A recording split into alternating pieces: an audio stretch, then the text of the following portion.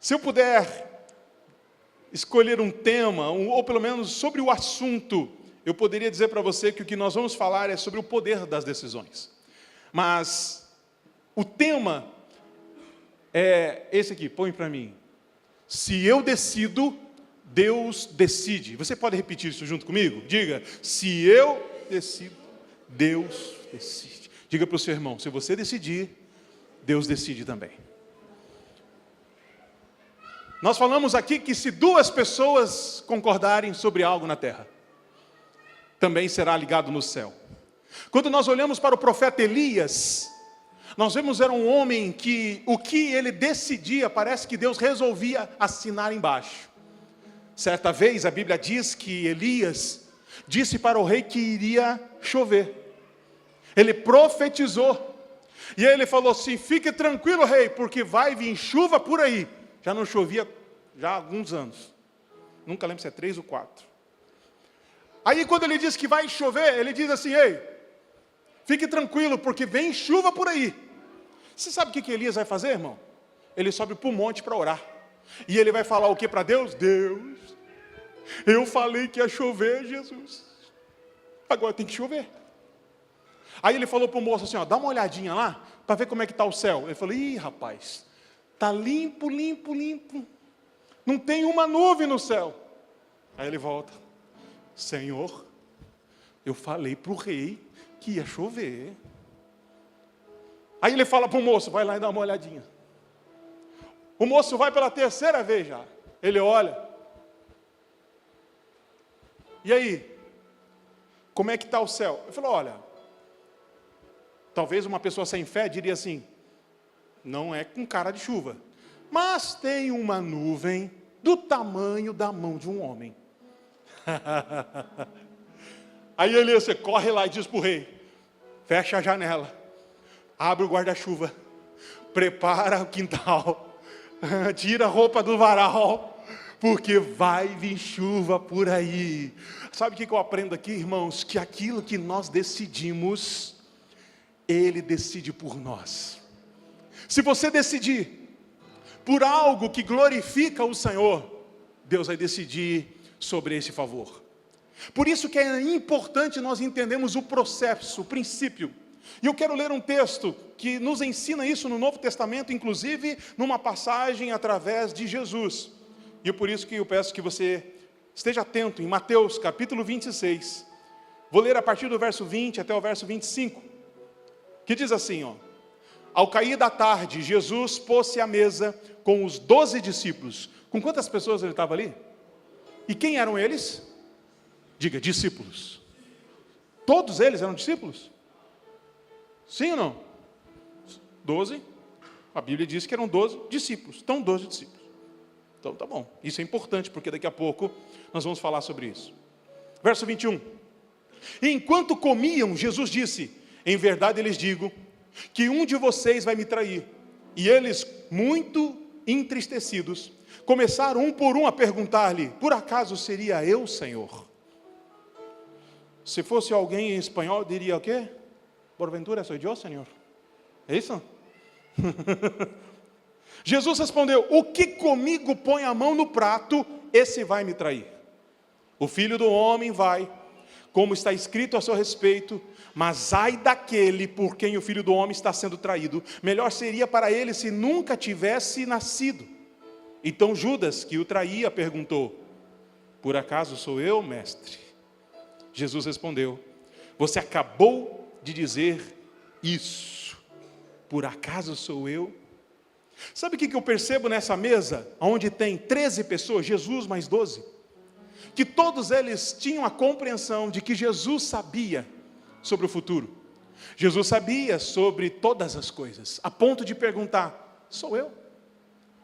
Mas talvez, e acredito eu, de que nesta mesa existia uma sombra de dúvida sobre uma pessoa, e talvez não seria Judas. Talvez essa pessoa do qual estava ali uma dúvida, seria Pedro. Porque há pouco tempo, Jesus quando falou que ia ser preso, Pedro levantou e disse, Senhor, não, o Senhor não. Porque se alguém se levantar contra ti, eu me levanto junto e morro pela causa, hein? Jesus diz assim, para trás de mim, Satanás. Pedro leva uma bronca de Jesus. Pedro levou, olha, uma lavada do Cristo, falou assim, ei, fica quieto. Você não sabe o que está falando, não. Quem está usando tua boca é o diabo, fica quieto. Você vai me negar, antes que o galo cante, você vai me negar 3 vezes. O que você está dizendo? Então, quando Jesus está na mesa e fala assim, um de vocês vai me trair, penso eu que todo mundo faz assim para Pedro, todo mundo olha. Provavelmente alguns mais próximos dizem assim, Pedro. Ai. Talvez Pedro já estava vermelho, com as bochechas vermelhas. Conhece gente que fica com as bochechas vermelhas? Talvez Pedro estava assim, Jesus, eu queria que morrer pelo Senhor, já vou negar o Senhor antes de galo cantar. Sou eu o traidor? Por isso que cada um deles começa a perguntar, sou eu? E quem sabe quem começou essa história foi Pedro. Sou eu? Eu que vou te trair? Aí chega num cara lavada, um cara de pau, Judas, que diz assim, Senhor, sou eu? Tudo tramado. O que eu quero compartilhar, e eu queria que você entendesse nessa mesa. Jesus está falando sobre pessoas que foram convidadas para estar do lado deles, mas uns decidiram pelo certo e outros decidiram pelo errado. Pessoas que estavam sendo chamadas para uma grande missão, mas que infelizmente se permitiram se corromper pelas distrações da vida. A nossa vida, meu amado, é feita por decisões. Esses dias nós estávamos refletindo, eu, minha família, lá em casa, falando onde nós estávamos há 7 anos atrás. Eu lembro que em 2017, nós estávamos em Balneário Camboriú, nós estávamos auxiliando a igreja num momento muito importante da igreja. Inclusive nós morávamos numa casa onde, quando eu era adolescente, jovem, eu sou jovem até hoje, mas quando eu era um pouquinho mais novo, eu orava ao Senhor e falava, Deus, eu quero morar nessa região. Eu morava a 1 quadra da praia em Balneário Camboriú, morava de frente para o shopping, morava num lugar onde eu tinha orado para morar, já morava ali há mais de 10 anos, estava auxiliando no ministério, estava dando treinamento, curso, nós não precisávamos sair de lá. Mas um dia, nós em casa, nós conversando, e sabíamos que tínhamos uma palavra de Deus para renunciar aquilo, e para nós ir para uma cidade onde fomos para São João Batista, ficamos 5 anos lá, e há 2 anos atrás, o Senhor nos dá uma nova direção, e nós relutamos contra isso, nós falamos, Deus, nós não queremos sair daqui, e Deus nos deu essa direção de vir para cá. Então hoje, se estamos aqui, é porque atitudes, decisões no passado foram tomadas. Eu creio que você também tomou atitudes, algumas decisões, lá na cidade onde você morava, lá no emprego onde você estava trabalhando, ou junto da sua família, e em algum momento você teve que tomar uma decisão, e tudo te levou a estar aqui, nesta noite, para um propósito. Até porque eu entendo que Deus não une pessoas, Deus une propósitos. E se você está aqui, eu estou aqui, nós estamos aqui, é porque Deus quer fazer algo junto aqui neste lugar sobre as nossas vidas, porque Deus age através da unidade, Deus age através da comunhão, Deus age através da sua eclésia, e aqui está a igreja do Senhor reunida para receber tudo o que Ele tem. Então vamos decidir em Cristo, vamos decidir por Ele, vamos continuar decidindo. Decida. Um dia decidimos ter filhos, hoje temos filhos. Um dia nós decidimos abrir mão da nossa profissão, eu e a pastora, para nos dedicar integralmente no ministério. E assim o Senhor permitiu que possamos estar trabalhando, servindo. E eu sei que você tem decisões que você fez, que te levou a viver o que você está vivendo. Algumas certas, outras erradas, sim. Porque também aprendemos com os erros. Outro dia alguém me falou, pastor, eu já tive muitas decisões erradas. E eu disse para ele, sabe o que você precisa ter em mente sobre o que você está me dizendo? É ter a convicção de que você não pode desistir por causa dos erros do passado. Porque quando nós éramos crianças, estamos dando os primeiros passos nós tivéssemos desistido no primeiro tombo, nós estaríamos sendo carregados até hoje por alguém numa cadeira de roda. Mas nós decidimos levantar, e toda vez que caímos e levantávamos, nós estamos fortalecendo a nossa perna, nossos músculos. O que é que nós temos que fazer? É tentar não cair mais, é buscar ficar de pé, é continuar, mas caso haja um acidente, continue, não desista, não pare. Está na hora de soltar esse freio de mão e decidir continuar a todo custo. A vida espiritual, a vida cristã é como um fogo de um fogão, aonde você controla a chama naquele botãozinho. Você pode manter a chama baixa, como você pode aumentar a chama. Vamos atualizar nesses tempos de frio. É como alguém que vai abrir o chuveiro e abre um pouquinho mais, e aquela água escaldante cai, queimando a pele. Aí você diz, não, passou, vamos botar um pouquinho. Talvez o que nós precisamos hoje é entender que tudo que nós vamos viver é baseado nas decisões. E eu sei que muitas dessas decisões podem ser erradas, mas o Senhor está nos trazendo neste lugar para nos ensinar a decidir por aquilo que é certo. E eu queria que você dissesse isso para alguém perto de você. Diga para ele assim, decida por Deus que você nunca vai errar. Decida por Jesus que você nunca vai errar. Você conhece a história quando Pedro estava dentro do barco e Jesus veio caminhando sobre as ondas. Eu amo essa passagem, inclusive essa semana eu coloquei uma postagem no meu Instagram, falando algumas fotos representando essa passagem. E o que me chama a atenção é que aqueles que estavam no barco, apenas uma pessoa teve coragem de dizer, eu queria experimentar isso aí, ó. Eu queria caminhar sobre as águas também. E quando que Pedro vê Jesus andando, ele deve pensar assim, não posso perder a oportunidade. Existem oportunidades que você não pode perder, meu filho. Tem oportunidades que Deus está te entregando. Mas escute o que eu vou te dizer, cuidado.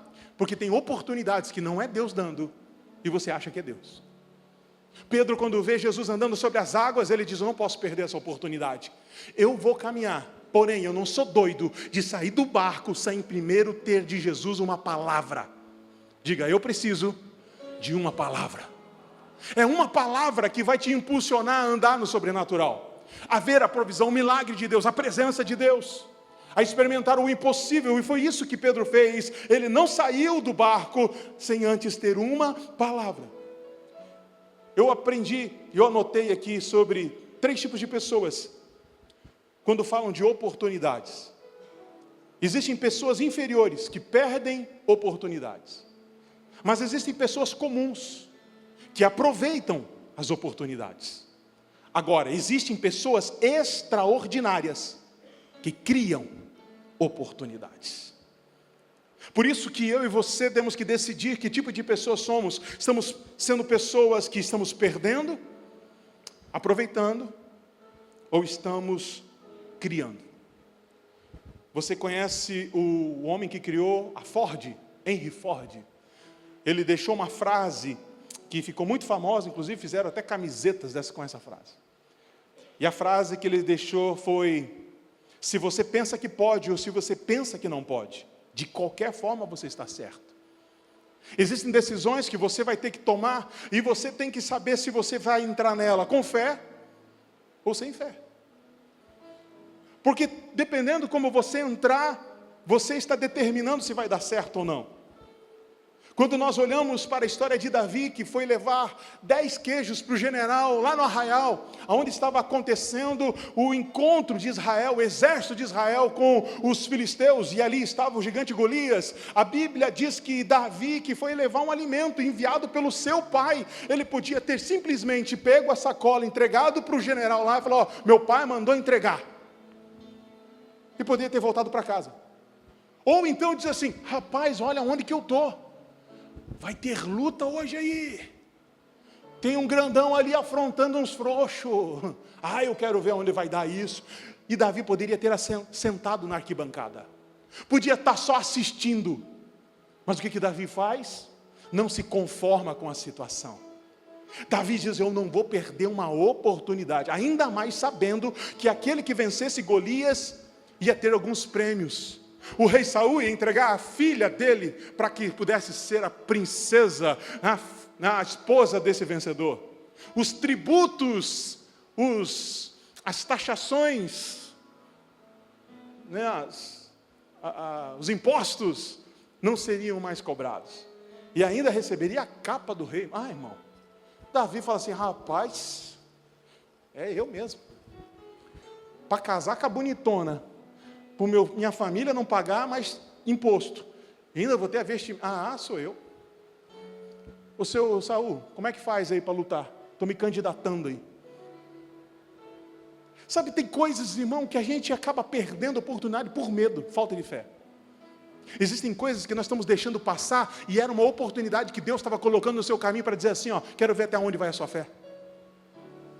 Agora, se existem oportunidades que te distanciam de Deus, que te afastam da presença, que te enfraquece espiritualmente, emocionalmente, fisicamente, não vem de Deus.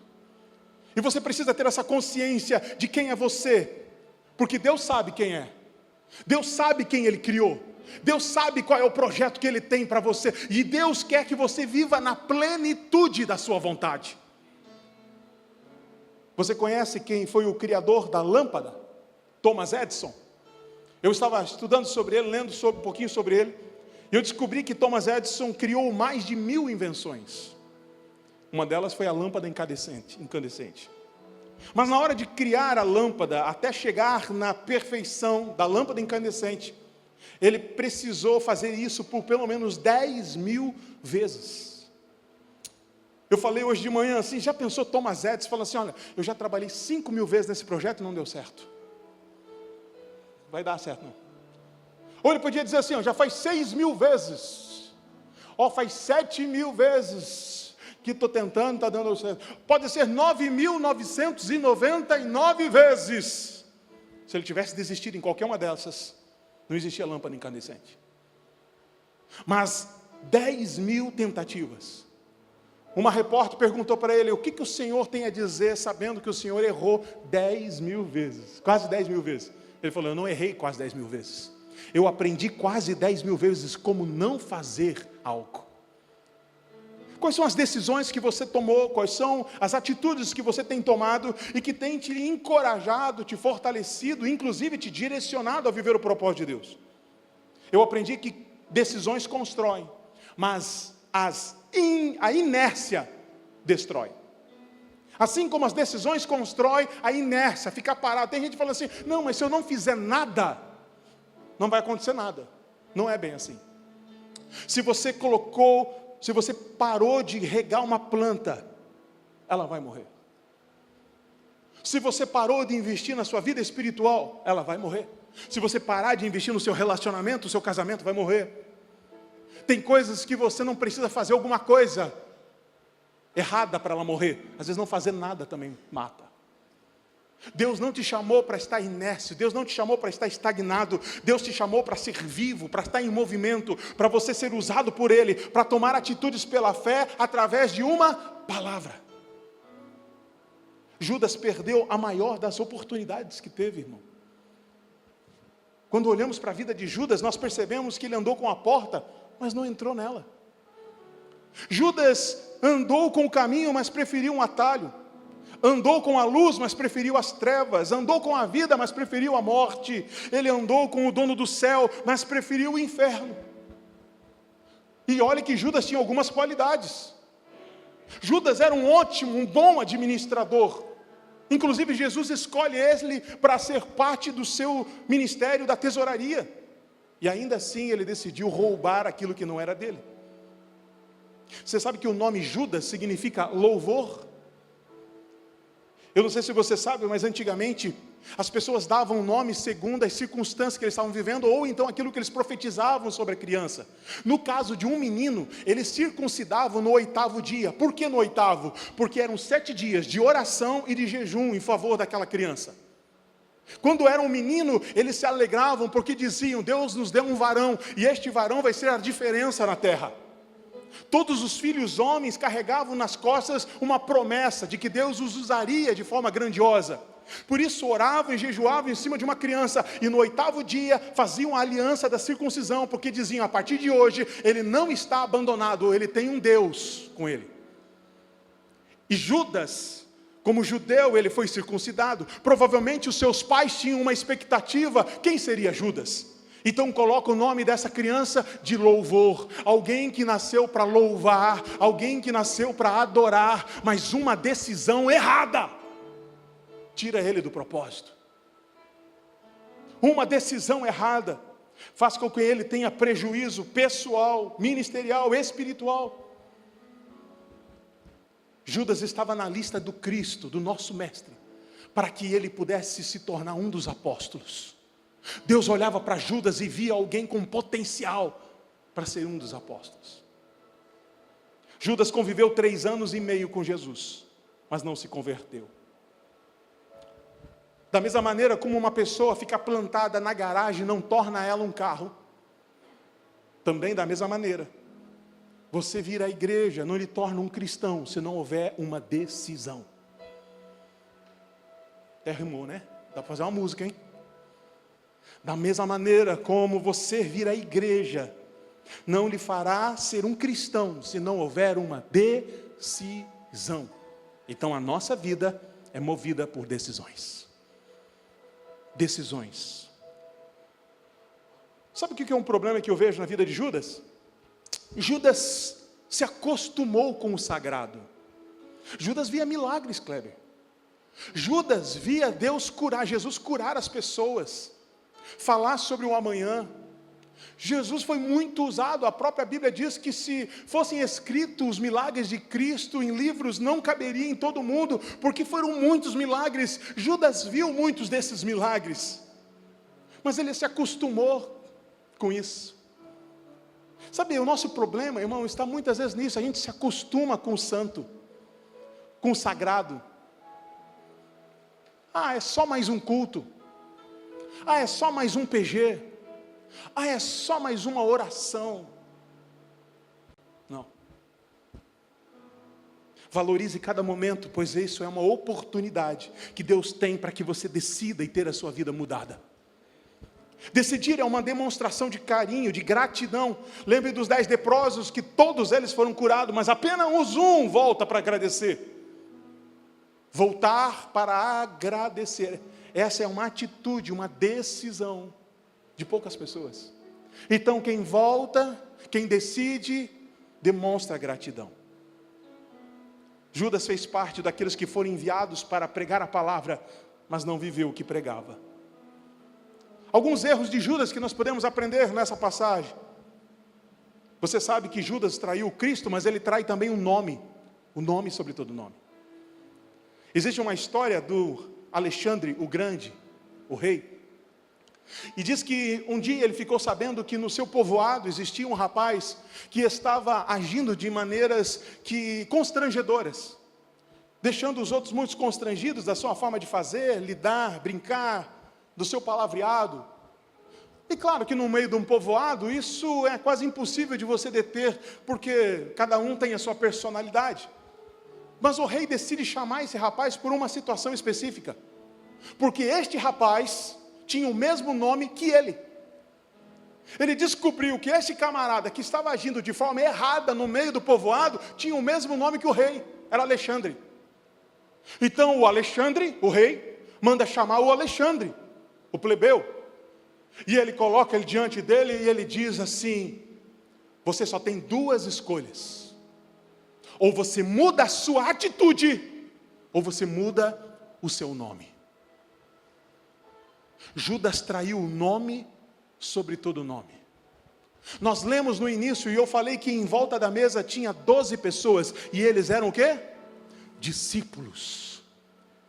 Eles se colocavam diante do mestre dizendo: estou em nome dele, eu estou sendo enviado por ele, eu estou servindo a ele, o que eu faço é para ele. Então todas as vezes que o testemunho de Judas não correspondiam com a grandeza de Deus, ele não estava honrando a Deus, ele estava envergonhando a Deus. Querido, isso serve para mim e para você.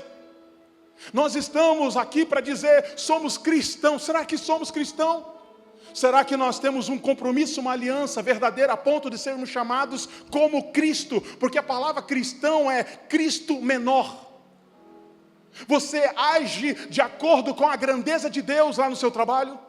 Você age de acordo com a grandeza de Deus na sua escola, no seu estudo, na sua família, no seu bairro? Será?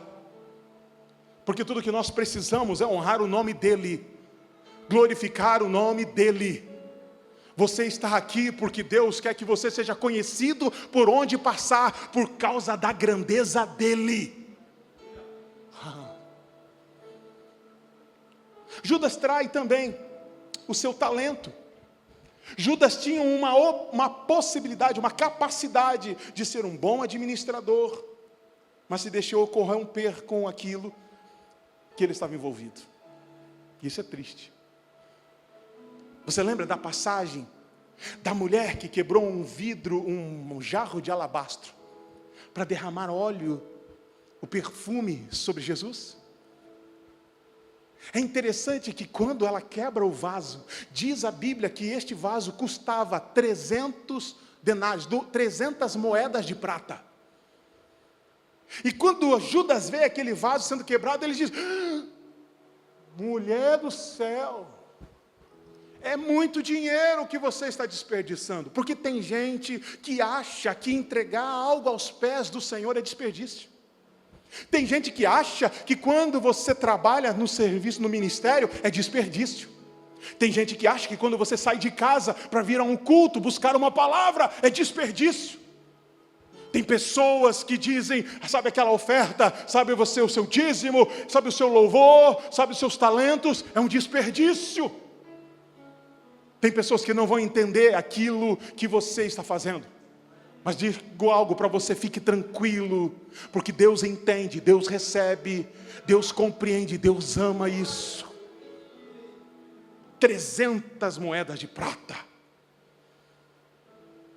Você sabe por quantas moedas Judas traiu Jesus? Por 10% disso. Tem gente se corrompendo, com muito, mas também por pouco. Tem gente abandonando a sua fé, por pouco. Tem gente deixando de tomar decisões em Cristo, por pouca coisa. Eu sei que para aqueles que estão passando por problemas, normalmente eles acham que o seu problema é maior do que o problema do mundo inteiro, e ninguém quer desmerecer o seu problema, mas entenda, perto da grandeza do Deus do que você serve, o teu problema, por maior que seja aos olhos humanos, ele ainda é pouco. Pouco. Deus é maior. Deus é maior. Hoje você escolhe ser como Maria ou como Judas. Judas estava do lado, mas decide estar longe. Aquele que põe a mão no prato comigo, ele disse. Jesus disse, sabe quem que está me traindo aqui? Eu vou dar um sinal, hein? Vocês acham que é Pedro, né? Não é Pedro não. É aquele quem eu estou servindo agora. Ele pegou o prato, estava servindo os discípulos, e nessa conversa, quem é? Quem é? Sou eu, Senhor? Ele entrega para Judas e diz assim, é aquele que está botando a mão no prato comigo agora. Sabe o que eu aprendo aqui? Jesus serviu o traidor, como Jesus lavou os pés do traidor. Aquele que conhece o seu futuro e conhece o seu amanhã, que sabe os erros que você vai cometer, ele continua acreditando em você até a última instância. Ele coloca a mão no prato e diz, olha, eu estou aqui diante daquele que vai me trair, aquele que põe a mão no prato comigo. Jesus está declarando que independente do que como as pessoas ajam conosco, nós não precisamos agir da mesma maneira com ele. Jesus não deixou de amar Judas. Essa ceia aconteceu numa quinta-feira, a Bíblia diz que é no entardecer, na virada do dia, provavelmente umas 6 horas da tarde. Jesus está sentado com os discípulos quando ele diz, o traidor está aqui na minha frente. Eles comem, eles cantam um louvor, e a Bíblia diz que eles vão então ao Getsemane. O Getsemane é uma junção de duas palavras, Getsemane. Getsemane significa prensa de oliva. Um lugar onde as pessoas colocavam as azeitonas e espremiam para extrair dela o óleo, o azeite. Jesus foi para este lugar. E neste Getsemane, nesse Getsemane, nesse jardim, neste lugar que tem esse nome profético, Lucas, o médico, registra no seu livro que acontece um fenômeno do qual a ciência hoje chama de hematidrose.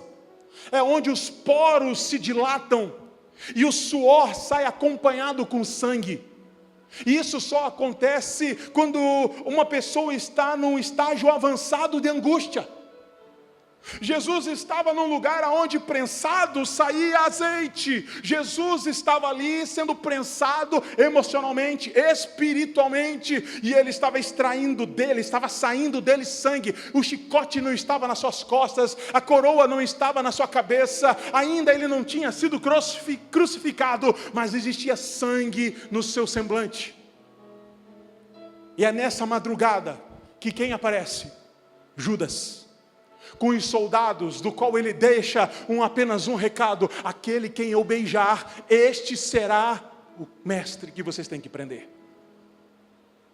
E quando então Jesus o vê, ele dá um beijo, provavelmente naquele rosto que ainda tinha resquícios de sangue. E Jesus diz: amigo. Jesus chama ele de amigo. Aceita o beijo da traição. Jesus é preso, vocês conhecem a história, mas eu acredito que esta palavra fica na mente de Judas, porque Judas sai dali e aquela palavra ainda está dizendo, gritando dentro dele: amigo, amigo, amigo. A ponto de criar um remorso dentro de Judas. A Bíblia diz que ele pega as 30 moedas e tenta devolver aos sacerdotes, mas eles não aceitam. Então ele joga no pátio do templo e diz assim: eu não quero mais isso. E o que Judas vai fazer? Ele vai se suicidar, se enforca. Decidiu a morte. Se enforcou mais uma vez, não se entregou na mão do Salvador. Continuamos a história. Jesus está onde agora? Na cruz. Numa cruz ao meio, Cristo, e ao seu lado direito, ao lado esquerdo, mais duas cruzes, com dois ladrões. Escute agora. Nos últimos momentos do suspiro do Cristo, antes da morte, não só dele, mas tinha dois condenados. Uma das pessoas, um ladrão, olha para Jesus e diz: ei, você não é o que está escrito aí? O rei dos judeus? Se você é rei, desce daí. Se você não tem poder, então salva-se a si mesmo. Um dos ladrões que estava nas mesmas condições decidiu zombar do Cristo. E esta pessoa zombando de Jesus, que estava ali como um cordeiro mudo. Mas o outro lado, a Bíblia diz que um daqueles ladrões diz assim: este homem nada fez por merecer. Nós estamos aqui pelos nossos atos, ele não. Jesus, olha a decisão desse homem. Lembra de mim quando entrares no paraíso. E é nesse momento que Jesus libera uma palavra que me ensina muito. Ele diz: ainda hoje você vai estar comigo no paraíso. Hoje ainda sentaremos na mesa do Senhor. Hoje. Este homem que está aqui, ladrão como o outro do outro canto, que talvez fez as mesmas atrocidades, teve uma decisão diferente do primeiro.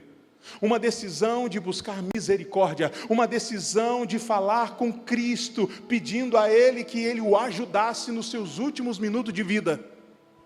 E eu aprendo que enquanto há vida, há esperança. Enquanto há fôlego de vida, ainda dá tempo. Eu não sei como você chegou aqui, mas eu sei que porque você está vivo e está neste lugar, ainda dá tempo de Deus fazer um grande milagre na sua história. Cadê 2 ou 3 para glorificar e tomar posse dessa palavra? Existe milagre de Deus para a tua vida. Existe milagre de Deus para a tua história. Existe milagre de Deus, independente do que você esteja vivendo, ainda dá tempo.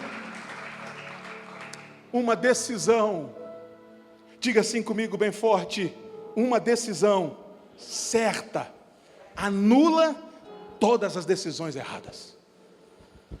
Aquele homem não estava na Igreja Luz da Vida, nos cultos, ele não estava num pequeno grupo, não tinha batizado nas águas, nada disso.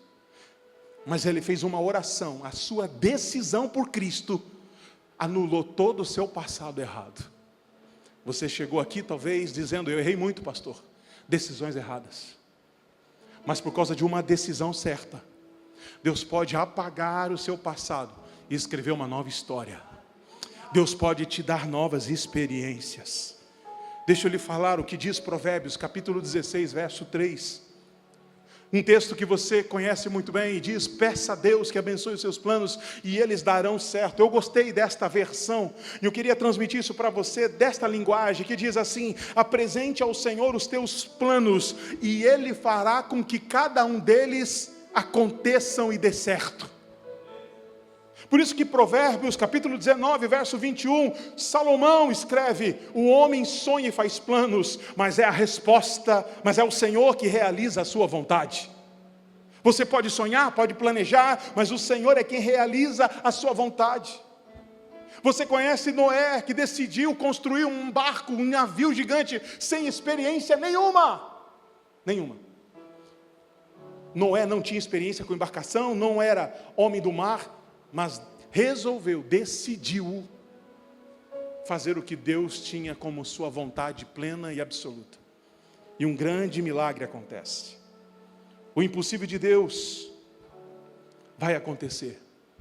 Mas deixa eu lhe falar, é impossível Deus decidir por alguém que não decidiu por Ele. Eu termino com Provérbios 21, 31.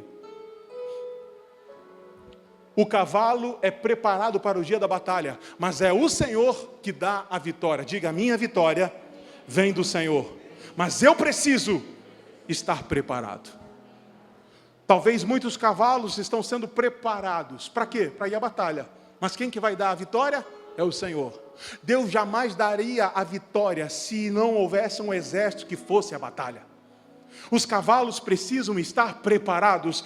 Nós precisamos nos preparar, nós precisamos decidir, nós precisamos nos posicionar, mas assim fazendo entendemos que o Senhor é quem nos dará a vitória. Decida hoje, porque se você decidir, Deus decide com você. Se você decidir se levantar como um vencedor, Deus decide te levantar nessa noite com força. Se você decidir ir para a sua semana colocando Deus na frente, então pode ter certeza que Deus decide te abençoar em tudo que você fizer.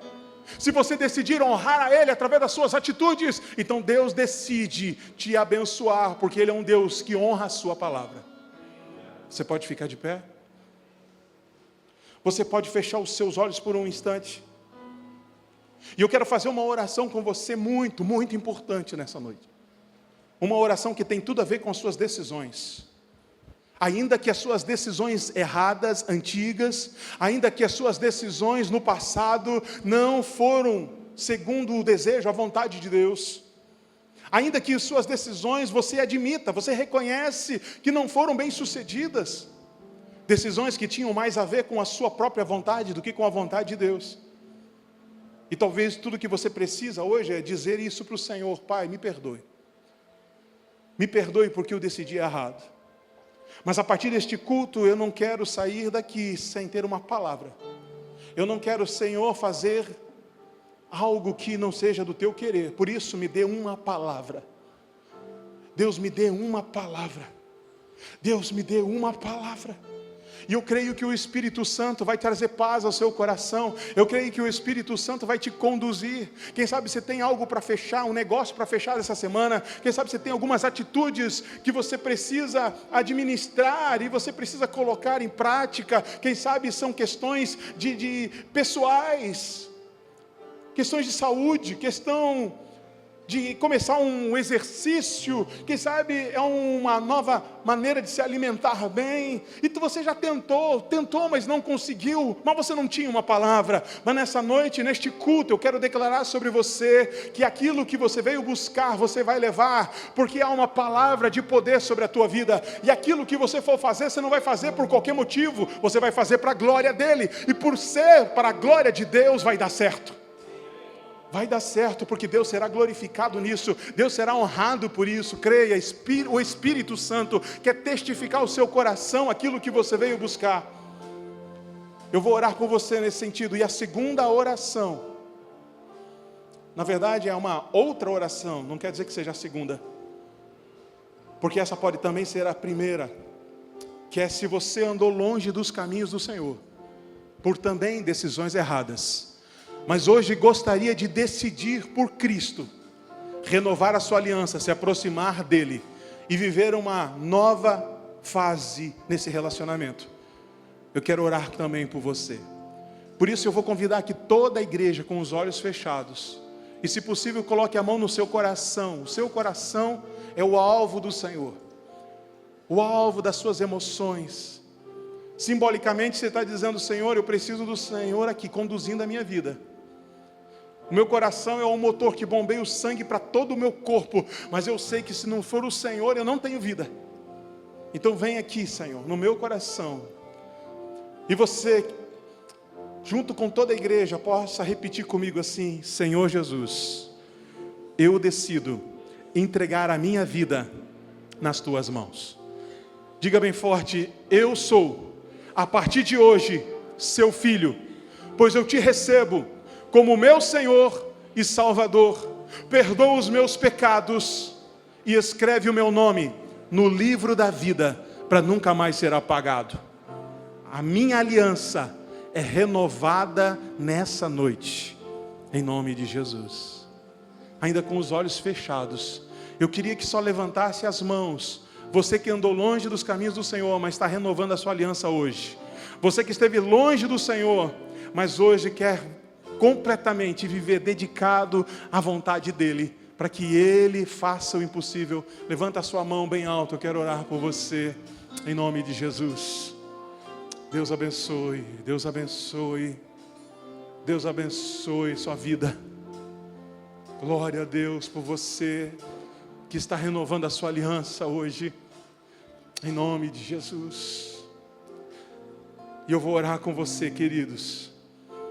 Toda a igreja continue em oração nesse momento, porque a Bíblia diz que quando alguém volta para o Senhor, estava longe, mas ele renova a sua aliança. Quando ele busca por arrependimento, por perdão, há festa no céu.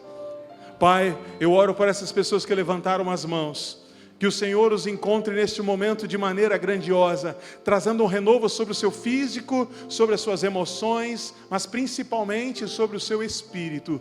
Por isso, ó Deus, hoje entendemos que os seus nomes estão escritos no livro da vida, e o Senhor renova junto deles esta aliança, e eu os abençoo para um novo tempo, para uma nova estação na vida, nesse relacionamento contigo, em nome de Jesus. Em nome de Jesus. Toda a igreja, antes da gente orar, eu queria que te dê a oportunidade de você glorificar o nome do Senhor e atrair a presença com o seu louvor. Decida ser um adorador de verdade. Decida exaltar o nome do Senhor neste culto. Decida nesses poucos minutos, encerrando essa programação, glorificar o nome daquele do qual você diz viver por Ele. Então exalta, glorifica em nome de Jesus. Oh!